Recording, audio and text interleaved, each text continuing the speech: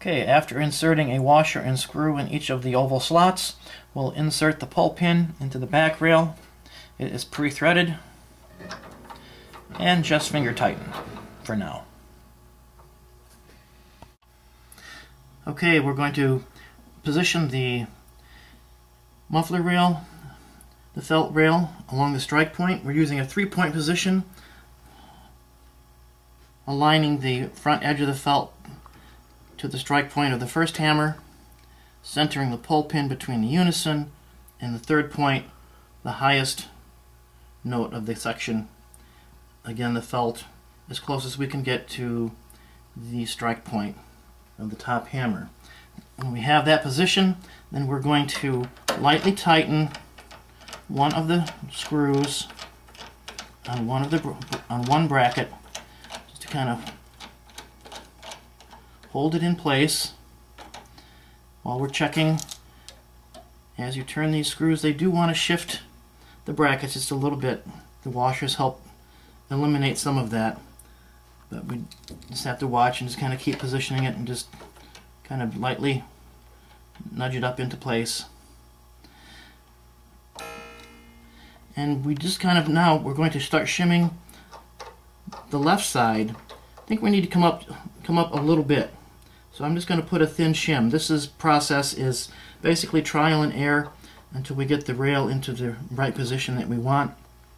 Ideally, when the hammer comes up and just begins to touch the felt, that is the point of escapement of the jack.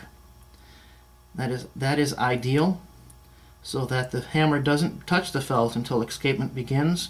On a big piano like this, we're going to have to fudge a little bit, just because of the vertical oscillation of the strings is greater in this bigger piano. So we're going to probably have to start, the felt or the hammer will probably have to touch the felt just a little bit and just slightly raise the felt and then escapement begin, because we're going to have to give a little bit more space between the string and the felt on this big piano, just to give room for the vertical oscillation.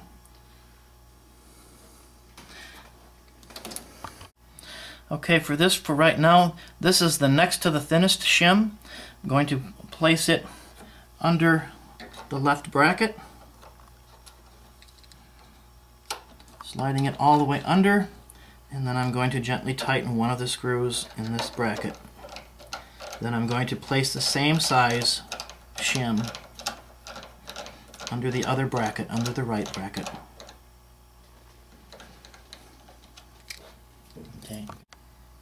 Okay, now we have the same size shim under each bracket, and what we're going to do is we're going to slide the action in and give it a little bit of a test and see where we're at with the height. The reason we alternate brackets is once we have the front rail set, doing one at a time, the one that's tight will help hold and keep that alignment consistent. And then we'll tighten the other one, loosen this one as we did, and shim it underneath. Now we're going to slide the action in. Okay, now we're going to check to see if we have the height of the muffler rail where we want it. I'm going to depress the key until I feel the escapement begin, right there, and you can see the felt just winks just a little bit. And with this size of piano, I believe that's where we're going to have to leave it. If we have a smaller piano, say 6 foot and under, this is an RX-7, so it's 7'4" or so. That's a pretty big piano. We'd have a lot of vertical oscillation of the string. On shorter pianos, we want the escapement to begin at the same time the hammer touches the felt or slightly after the felt begins to raise. We'll check it kind of in the middle of the section and check it here in the bass. Have about the same. The felt just begins to wink a little bit and escapement begins. The same in the top section. Okay, we're going to set the throw distance and set the stop collars. The way we do that is we'll just play the note and slide the muffler rail up into position, and what we're listening for is we're going to listen for that hammer to be touching the back edge of the brass rail. We can hear it's clicking against it a little bit. So we're going to slide it back out of position a little bit. That clicking is gone. I'm going to check that in the base as well. Make sure that the felt is still into the strike point, and it is. Come forward a little bit. There it begins to touch the back rail, that brass rail, and there it's clear. Still clear here. Check the treble. And slide it forward a bit. There it's clicking against it. Back it away. Felt still into the strike point good. So I'd say we have it right there. So we'll take our Allen wrench, loosen up the stop collar.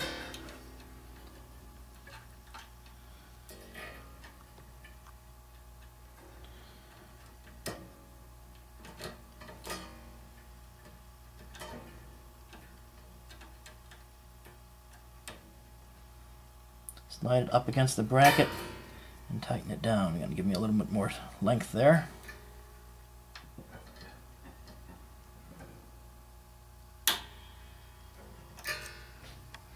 And do the same with this one.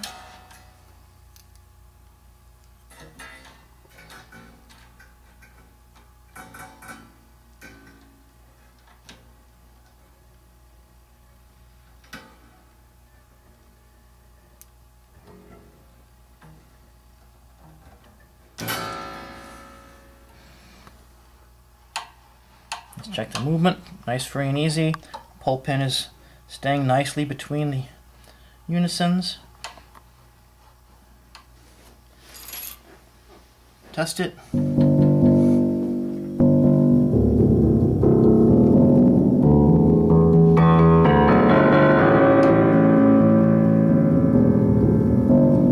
So we've got it. Now we're ready to set the retraction pin position. Okay, we're going to mark the position for the retraction pin using our punch. We're going to slide the rail back as far as we can, looking at the back edge of the rail until either end reaches the front edge of the bushing rail guide wire hole bushing cloth. Now you can see it's right down here in the base. It's right up against the bushing cloth. Up here we have a little bit more space, but our muffler rail ended up being slightly at an angle just to get good coverage on the hammers. So we have that set here, and we're going to go right between a unison, sliding our punch up against the back side of the front rail and tap and make a little dimple. We will slide the action out. We will pre-drill for the pin, and we will use a pin set a nail set to tap the pin into position. Okay, we drilled the hole and we have inserted the retraction pin, and now just see that there's nice free movement. Check with the action.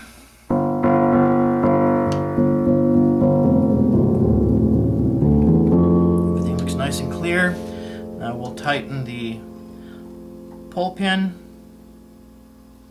Not real tight, remember it's screwed into a piece of brass, so don't over tighten. And again, just check for free movement. And you can play some good forte blows and just make sure that nothing is vibrating, everything is tightened down, and then you're all set.